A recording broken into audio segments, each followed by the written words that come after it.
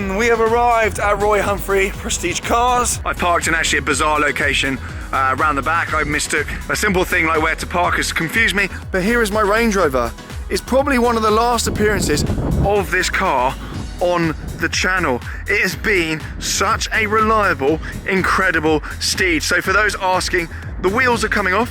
The 23-inch wheels are coming off the car. The car is going back on its standard wheels and is going to be returned. I'll leave the tints on. I don't think that really matters too much at all.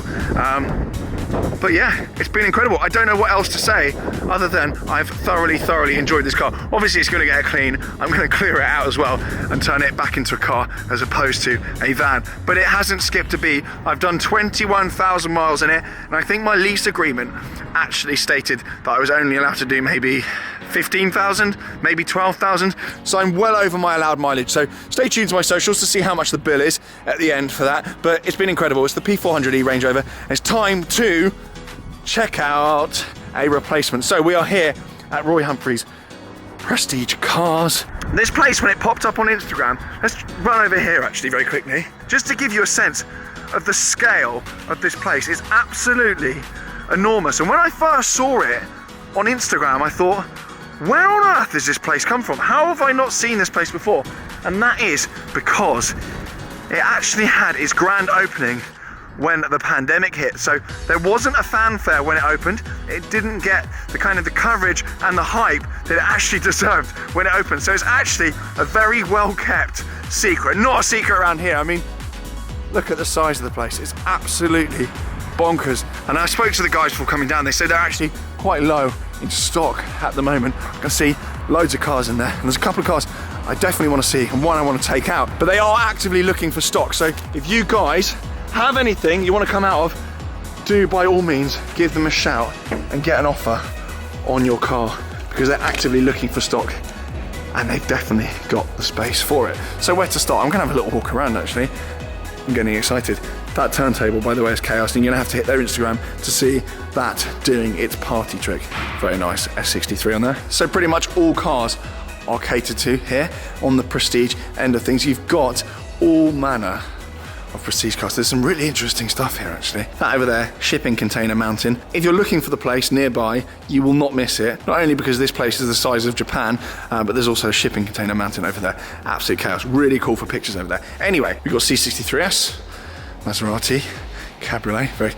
They sound amazing. Probably one of the best sounding cars of all time. We've got an S7 as well. Very rare car, the S7. You rarely see these. And that is, of course, the latest variant that does the party trick like the Rsq8 does. We've got Civic Type R there. I think that's about 33k for that, something like that.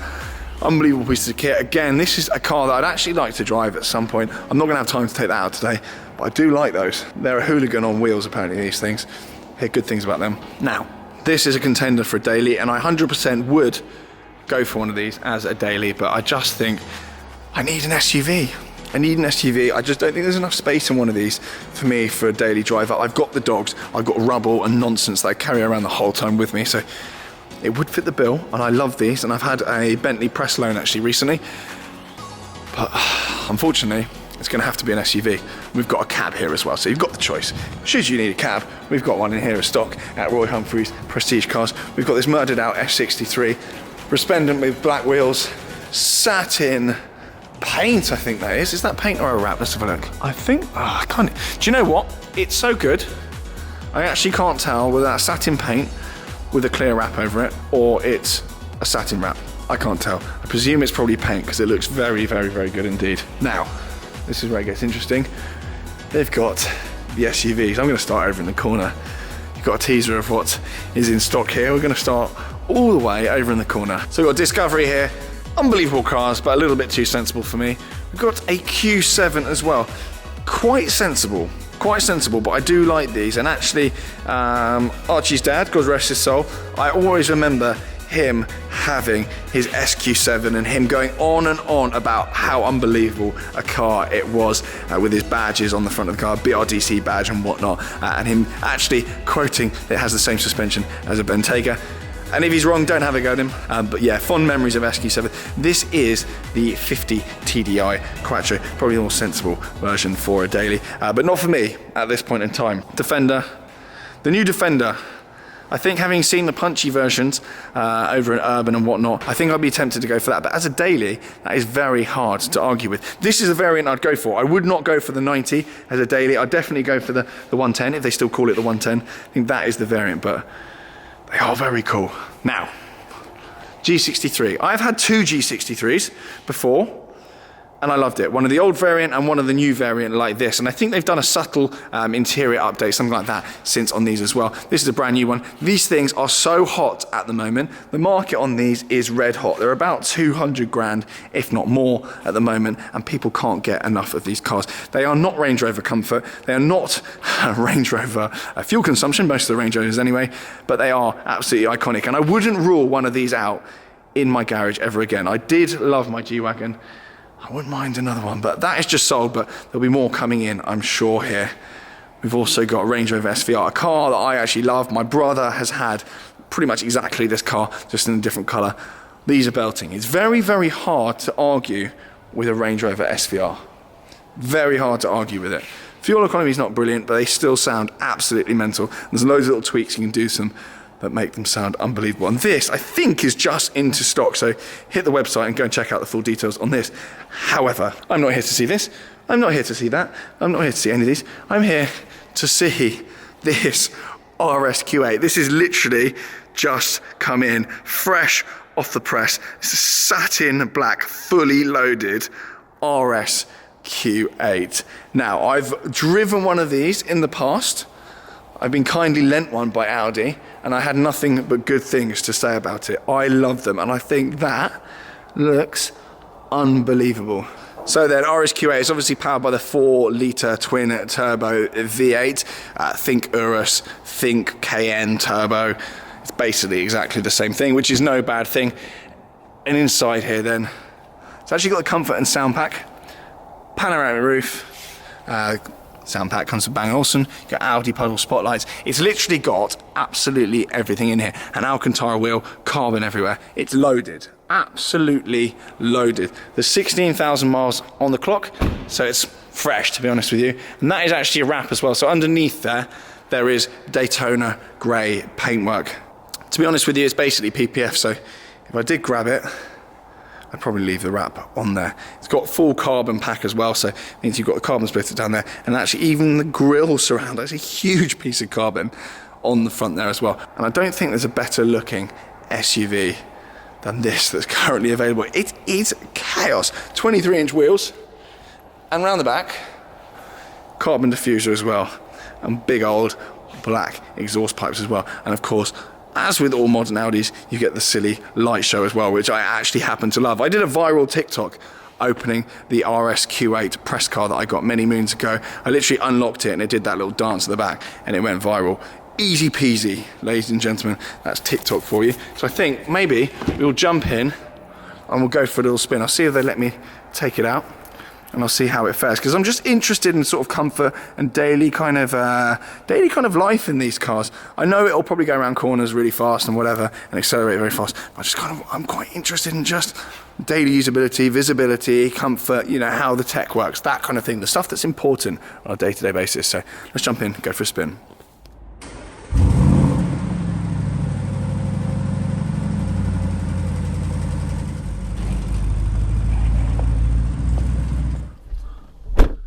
Right then, let's fire up. Wonderful. Let's get out of here then. Give it a little test drive. Oh, calm down. Onwards then. I'll try not to smash it on the way out. I don't think that would go down too well. First impressions then, a nice subdued place to be. Startup's not too raucous. It's not like the SVR. It's a reassuring rumble there. Right, onwards. We've got the heated seat on.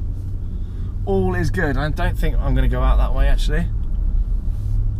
Go for a nice scenic tour around the front of the dealership. Wave at them.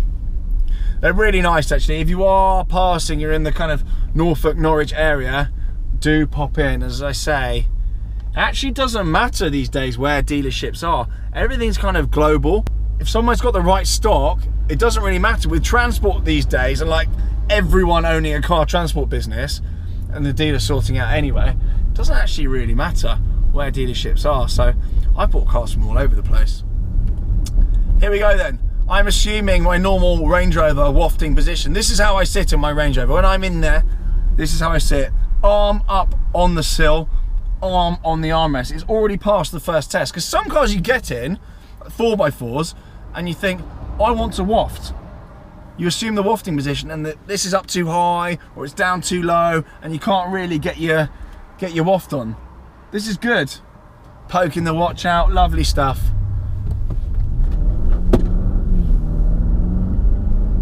Adios. Already it's done something which I actually don't like about my Range Rover. It's done something better. It's done something my Range Rover doesn't do, and in a good way. With the Range Rover, if you've ever driven one, you'll know that there is a lag, like a little surge. You put your foot down and then you start moving. I think it's a comfort feature. It's kind of for, as I say, for comfort, I think. I think it's kind of a thing for kind of smoothness and to kind of accentuate the waft. But actually, what you find all the time in kind of modern driving, city driving, you put your foot down and you don't get that punch of power that you need instantly to get out into a tight gap, or, you know, sometimes I feel the Range Rover is a little bit lazy. You almost need to preload the throttle at junctions to know you're going to get out in a quick manner. It's one thing that sometimes does annoy me, and I do feel is a little bit dangerous. Sometimes you forget you're in that car and you give it a little tickle to get out of a junction and you just don't get enough. And this car's just instant, you're out. It grabs you and it pulls you forward. So that's just a little kind of nuance. There's someone that drives a Range Rover every day, and anyone that's driven one will know that it does that wafty thing. And in fact, my brother on his long wheelbase actually got that mapped out of his tune, out of his engine tune, so it doesn't actually do that. So you can do that with Range Rovers, and people do. They map out the waft feet. They map out that kind of floaty, surging nonsense that they tend to do. So we're at 50 miles an hour tops at the moment, cruising along. I'm not really shouting any more than I usually do. Road noise is more than bearable, engine noise is more than bearable. We're in comfort mode. All the driver assistance is great, nice clear dash, none of it's obscured by the steering wheel. This incredible touchscreen in the middle here. The whole screen actually presses in, so you get a very tactile confirmation when you press the screen that a function has been selected. You've got your aircon down here. It's actually the same layout as the Range Rover. You've got your aircon and whatnot underneath here, and then you've got your main screen with your Apple CarPlay and your yada yada yada on the main screen there as well. It's VAG tech, so it's roughly in line with what you'd find in a Porsche Cayenne, even the 992 Turbo S. It's kind of laid out the same. I imagine it's the same wires, the same circuitry with a slightly different display. It's very Audi in here, and in a good way. In terms of, you know, the comparisons with the Urus, and, you know, would you have one of these over and above an Urus? I think if you look past the fact you can't tell girls you have a Lamborghini and you've got an Audi, and you can look past the fact that it might not hold as much weight, this is a better buy. I think the tech's better in here. I think the build quality's better. I think arguably it looks better. It looks less awkward at various angles.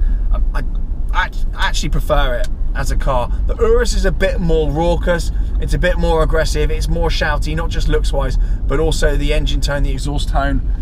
But don't forget, this car will come in at, well, a fairly decent mortgage deposit for a nice house, cheaper than an Urus. So an Urus is not back on the menu before you start saying, TG, you had one. I did have an Urus.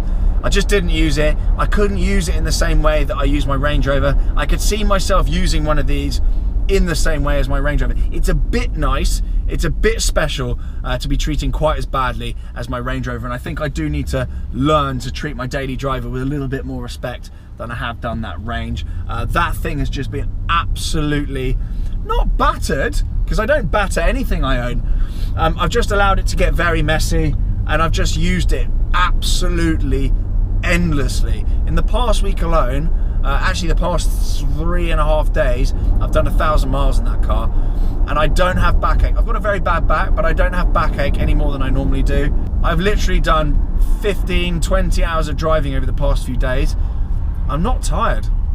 I'm not tired at all. I get out of a journey, at the end of a long journey in the Range Rover, just feeling revitalized. And actually sitting in here, heated seats, heated wheel, ventilated seats. Range Rover doesn't have that because I cheaped out on the spec.